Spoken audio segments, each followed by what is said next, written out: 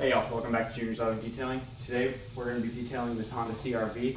This is a special one because it's a birthday present for a young lady. So we're going to be doing the requested interior detail, but on top of that, because we know this family and we value their love, we're going to be detailing the exterior as a little bit of a surprise gift for them. So join me today, we're going to get this done.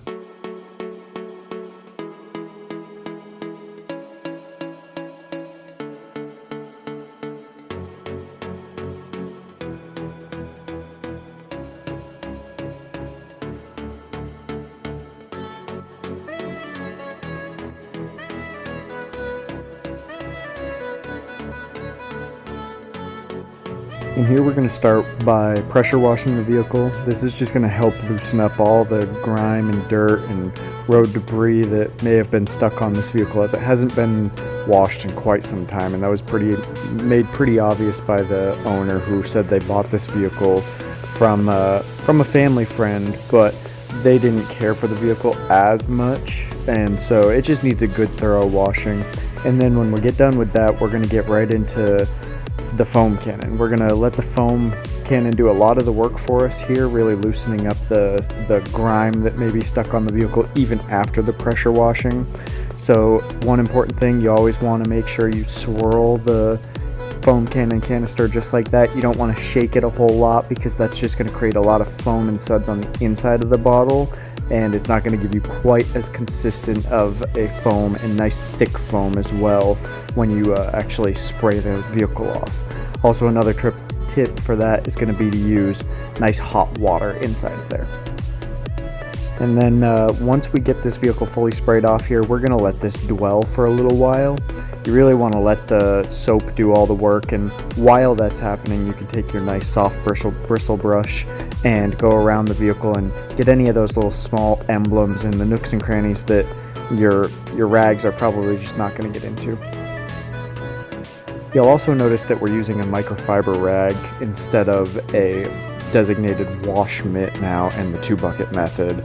So I've found that I really like just having multiple microfiber rags that I can flip and flop all over the place. I have about 6 or so different sides that I can consistently wash with, and instead of having to consistently go back to the bucket, dunk in one, dunk in the other, we just use one bucket, only fresh towels inside of that bucket, and that way there we're not contaminating the paint in any way. The old rags get set aside somewhere else, they never go back into the bucket, so there's no chance for swirls or cross-contamination.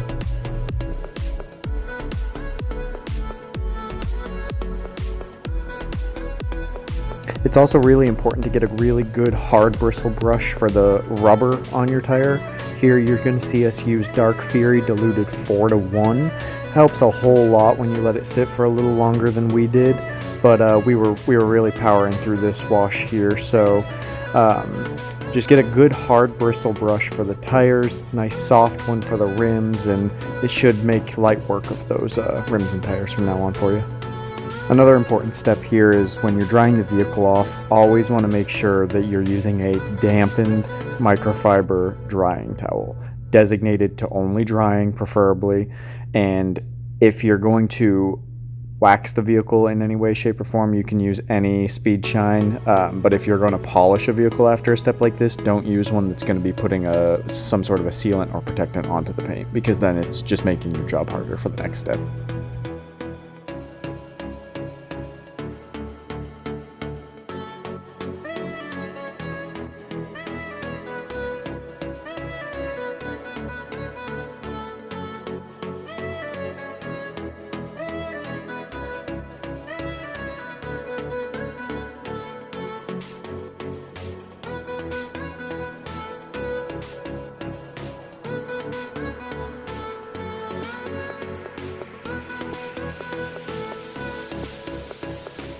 And that's it for this video, you guys. Just enjoy these after photos of the work that we did.